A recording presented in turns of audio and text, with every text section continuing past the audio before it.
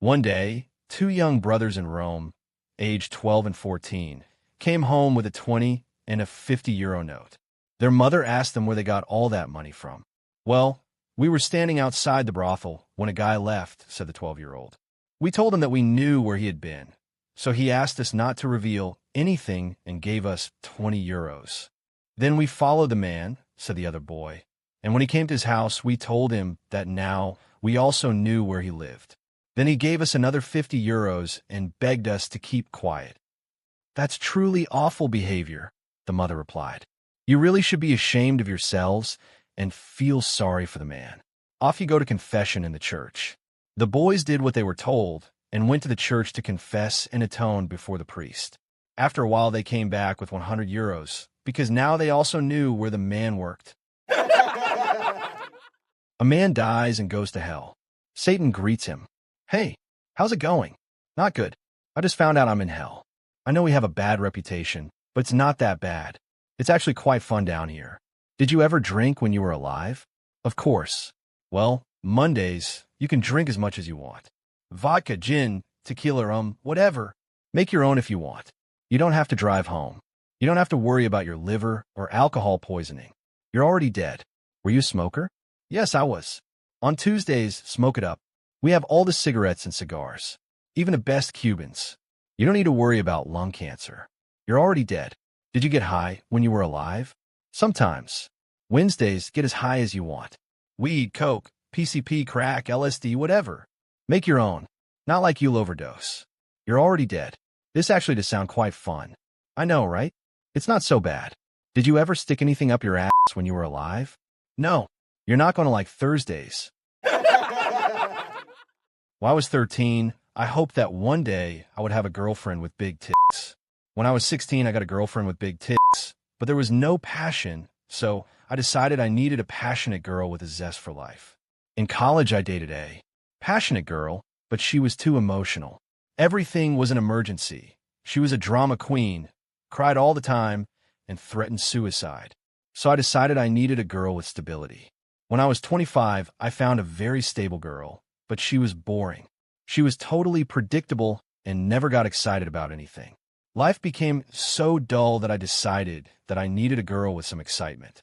When I was 28, I found an exciting girl, but I couldn't keep up with her. She rushed from one thing to another, never settling on anything. She did mad, impetuous things and made me miserable as often as happy. She was great fun initially and very energetic but directionless. So I decided to find a girl with some real ambition. When I turned 30, I found a smart, ambitious girl with her feet planted firmly on the ground. So I married her. She was so ambitious that she divorced me and took everything I owned. I am older and wiser now, and I'm looking for a girl with big tits. A dog walks into a bar, and wham! Anyways, a man at the lumber yard accidentally shears off his fingers. He runs to the hospital, where the doctor says, "Give me the fingers and I'll see what I can do."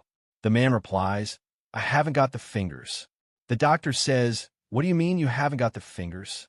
We could have done microsurgery. I could have sewn them back on. Why on earth didn't you bring the fingers?" The man replies, "I couldn't fucking pick them up." Three Aussie blokes working up on an Outback mobile phone tower. Mongrel, Coot, and Bluey. As they start their descent, Coot slips, falls off the tower, and is killed instantly. As the ambulance takes the body away, Bluey says, "Hey mate, someone's got to go and tell Coot's wife." Mongrel says, "Okay, I'm pretty good at that sensitive stuff. I'll do it." 2 hours later, he comes back carrying a case of beer. Bluey says, "Where'd you get the grog, Mongrel?" "Coot's wife gave it to me," Mongrel replies. "That's unbelievable. You told the missus her husband was dead, and she gave you a case of beer." "Well, not exactly," Mongrel says. "When she answered the door, I said to her, 'You must be Coot's widow.' She said, 'You must be mistaken. I'm not a widow.' Then I said, 'I'll bet you a case of beer you are.' Aussies are good at that sensitive stuff." Miss Beatrice, the church organist, was well into her 80s and had never married. She was loved by everyone for her sweetness, kindness, and gentle spirit. One afternoon, the pastor stopped by for a visit. Miss Beatrice welcomed him into her cozy sitting room and invited him to sit while she prepared tea. As the pastor sat down, he noticed something unusual. On top of her old Hammond organ sat a cut glass bowl, filled with water, and floating inside it was a condom. When Miss Beatrice returned with tea and scones, they chatted pleasantly for a while. The pastor tried his best to ignore the bowl, but eventually curiosity got the better of him. Miss Beatrice, he finally said, pointing to the bowl, would you mind telling me about that? Oh, yes, she said cheerfully. Isn't it wonderful? I was walking through the park a few months ago and found a little package on the ground. The instructions said to place it on the organ, keep it wet, and that it would prevent the spread of disease. She smiled proudly and added, do you know, I haven't had the flu all winter. A lad goes for a job at home base. The boss says, let me show you how it's done. A customer walks in and asks for a packet of grass seed. The boss says, sir, when the grass grows, you'll need shears, and after that, you'll need a lawn mower. Customer says, I never thought of that, and leaves having spent 200 pounds. That's how it's done, says the boss. The next customer is yours. A man walks in and says, I'd like a packet of Tampax. The boy replies, would you like a lawn mower as well, sir? The man says, why would I want a lawn mower? Boy says, well, your weekend's f***ed. You might as well cut the grass. When Bill turned 65, he decided it was time to retire and enjoy life. But after just a few months of him being home all the time, his wife was losing patience. Bill, you need to find a hobby. Join a club, do something, just get out of the house, she insisted. Wanting to keep the peace, Bill went out for a few hours and returned home feeling quite accomplished. So what did you do today? His wife asked. Oh, I went to the park, hung out with some guys, and guess what? I joined a parachute club. Hey, what? Are you out of your mind? You're 65 years old, and you're jumping out of airplanes. Yep. Look, they even gave me a membership card. His wife snatched the card from his hand, squinted at it, then gasped. Bill, you idiot. This says prostitute club, not parachute club. Bill's face turned pale. Oh no, now what do I do? I already signed up for 5 jumps a week. 3 elderly men are at the doctor's office for a memory test. The doctor asked the first man, what is 3 times 3? 274, came the reply. The doctor rolls his eyes and looks up at the ceiling and says to the second man, it's your turn. What is 3 times 3? Tuesday, replies the second man. The doctor shakes his head sadly, then asks the third man, okay, your turn. What's 3 times 3? 9, says the third man. That's great, says the doctor. How did you get that? Simple, he says, just subtract 274 from Tuesday. 2 women were comparing notes on the difficulties of running a small business. I started a new practice last year, the first one said. I insist that each of my employees take at least a week off every 3 months. Why in the world would you do that? The other asked. She responded, it's the best way I can learn which ones I can do without. On a sunny afternoon, 2 elderly gentlemen were sitting on a park bench, basking in the warm rays and enjoying the day. Their conversation flowed easily, touching upon memories of the past and enjoying the present. Suddenly, their attention was caught by a young woman jogging by. She was dressed in a sports bra and tiny shorts, her athletic figure and youthful energy standing out against the calm backdrop of the park. One of the men, charmed by the sight, couldn't help but smile broadly. Noticing his reaction, the young woman stopped and walked over to them, her expression a mix of curiosity and annoyance. Why are you staring at me and grinning? You pervert, she demanded, hands on her hips. The older man, maintaining his warm smile, looked up at her and replied sweetly, my dear, I'm not smiling at you. I'm smiling at the thought that no matter how bad the world gets, there will always be young, pretty girls in the summer to cheer up a lonely old man. The girl replies, aw, you are so sweet, leans in, give him a kiss on the cheek, and continues on her jog. The old man turns to his friend and says, 3 to zip, Mugley, your turn. A couple from out of town stays at the Watergate Hotel in Washington. The wife is concerned with the privacy there. To soothe her mind, the husband says he will search the room for a bug. He looks behind the drapes, behind the pictures, under the rug. Under the rug, he finds a disc with 4 screws. He gets a Swiss Army knife, unscrews the screws, and throws them and the disc out the window. The next morning, the hotel manager asks the couple how their stay was. The husband immediately becomes suspicious and wants to know why he's being questioned. The hotel manager replies, "Well, the room under you complained of the chandelier falling on them." Fred and Mary got married but can't afford a honeymoon, so they go back to Fred's parents' home for their first night together. In the morning, Johnny, Fred's little brother, gets up and has his breakfast. As he is going out the door to go to school, he asks his mom if Fred and Mary are up yet. She replies, "No." Johnny asks, "I think they—" His mom interrupts, "I don't want to hear what you think. Just go to school." Johnny comes home for lunch and asks his mom, "Are Fred and Mary up yet?" She replies, "No." Johnny says, "I think they—" His mom interrupts, "Never mind what you think. Eat your lunch and go back to school." After school, Johnny comes home and asks again, "Are Fred and Mary up yet?" His mom says no. He asks, "Mom, let me tell you what I think." His mom replies, "Okay, now do tell me what you think." He says, "Last night Fred came to my room for the Vaseline, and I think I gave him my airplane glue." A man and his wife check into a hotel. The husband wants to have a drink at the bar, but his wife is extremely tired, so she decides to go on up to their room to rest. She lies down on the bed when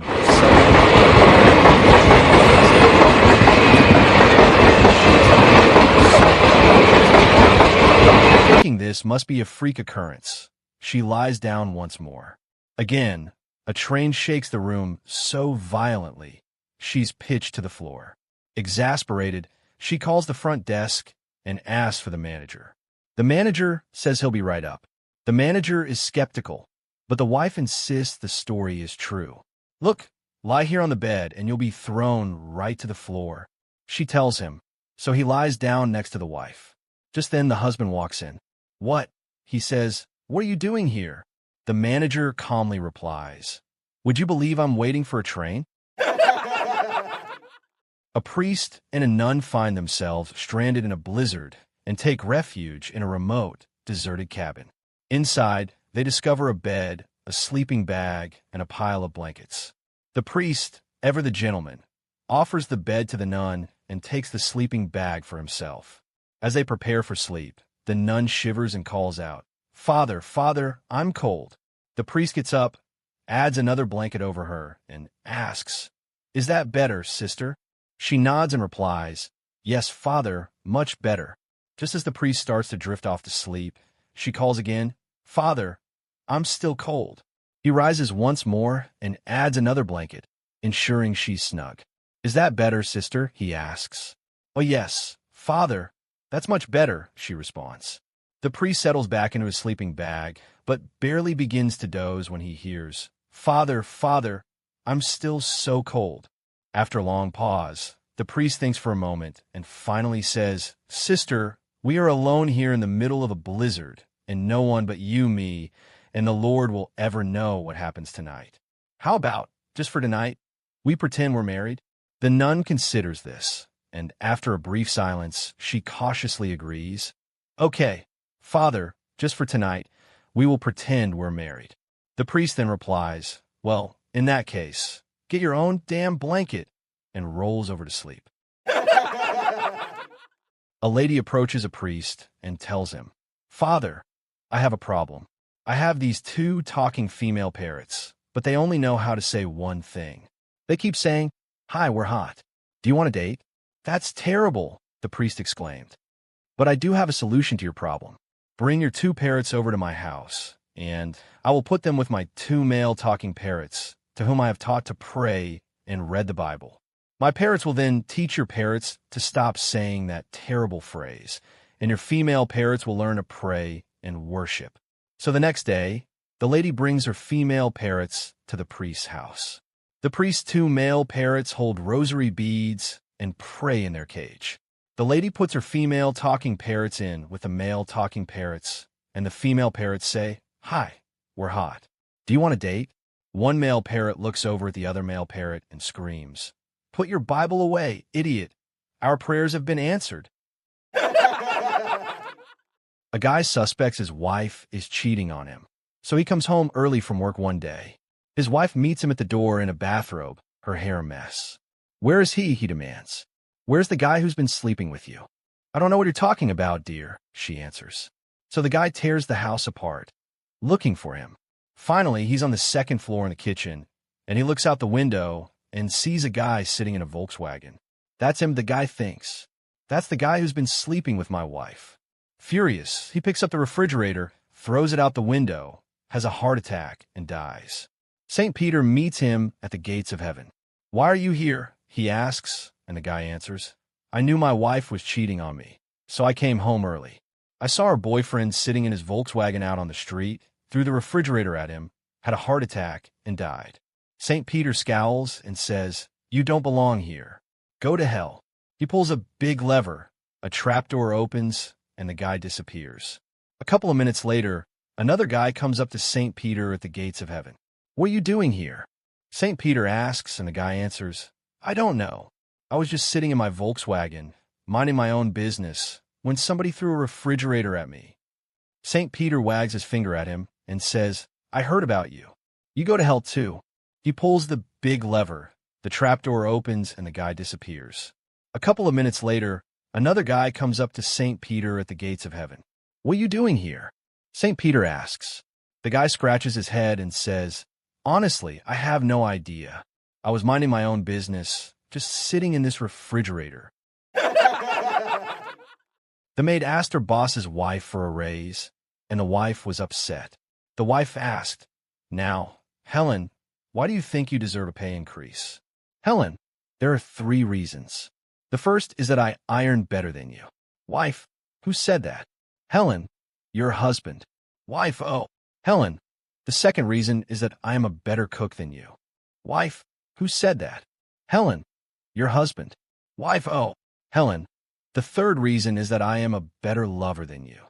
"Wife, did my husband say that as well?" "Helen, no, the gardener did." "Wife, so how much do you want?" A guy had told all of his friends about the great steak he'd eaten downtown the day before. A group of them decided to head down and see if it was really as large and delicious as he was making it out to be. The group was seated in the back of the restaurant. After looking over the menu, they ordered and waited hungrily for their large, delicious pieces of gigantic steaks. To their collective disappointment, the waiter brought out some of the smallest steaks they'd ever seen. "Now see here," the very embarrassed guy said to the waiter. "Yesterday when I came down here, you served me a big, juicy steak. Today, though, when I have my friends invited, you serve small miniature steaks. What is the meaning of this?" "Yes, sir," replied the waiter. "Yesterday you were sitting by the window." A man goes into a restaurant and is seated. All the waitresses are gorgeous. A particularly beautiful waitress came to his table. "What would you like, sir?" He looks at the menu and then looks at her, then answers, "A quickie." The waitress turns and walks away in disgust. After she regains her composure, she returns and asks again, "What would you like, sir?" Again, the man looks at her and answers, "A quickie, please." This time her anger takes over. She reaches over and slaps him across the face with a resounding smack and storms away. A man sitting at the next table leans over and whispers, I think it's pronounced quiche." A group of 40-year-old mates discussed where they should meet for dinner. Finally, it was agreed upon that they should meet at the Ocean View restaurant because the waitresses there had low-cut blouses and were very young. 10 years later, at 50 years of age, the group once again discussed where they should meet for dinner. Finally, it was agreed that they should meet at the Ocean View the restaurant because the food there was very good and the wine selection was good also. 10 years later, at 60 years of age, the group once again discussed where they should meet for dinner. Finally, it was agreed that they should meet at the Ocean View restaurant because they could eat there in peace and quiet, and the restaurant had a beautiful view of the ocean. 10 years later, at 70 years of age, The group once again discussed where they should meet for dinner. Finally, it was agreed that they should meet at the Ocean View restaurant because the restaurant was wheelchair accessible and they even had an elevator. 10 years later, at 80 years of age, the group once again discussed where they should meet for dinner. Finally, it was agreed that they should meet at the Ocean View restaurant because they had never been there before. A man goes to visit his grandparents and is shocked to see his grandpa sitting on the porch in a rocking chair, wearing only a shirt, nothing from the waist down. "Grandpa, what are you doing? You're out here with everything on display for the whole world to see." The old man just stares off into the distance, saying nothing. "Seriously, Grandpa, why are you sitting out here half naked?" Slowly, Grandpa turns to him and says, "Well, last week I sat out here without a shirt on and ended up with a stiff neck. This was your grandma's idea."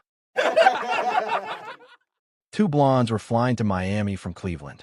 15 minutes into the flight, the captain announced, "One of the engines has failed and the flight will be an hour longer. But don't worry, we have 3 engines left." 30 minutes later, the captain announced, "One more engine has failed and the flight will be 2 hours longer. But don't worry, we have 2 engines left." An hour later, the captain announced, "One more engine has failed and the flight will be 3 hours longer.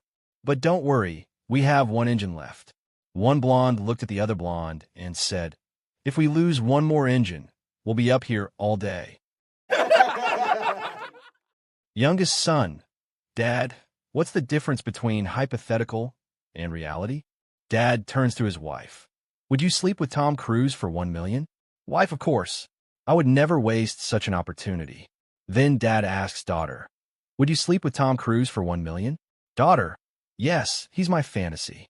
Dad asks elder son, "Would you sleep with Tom Cruise for 1 million? Elder son, "Why not? Imagine what I could do with that money." Father turns to his younger son.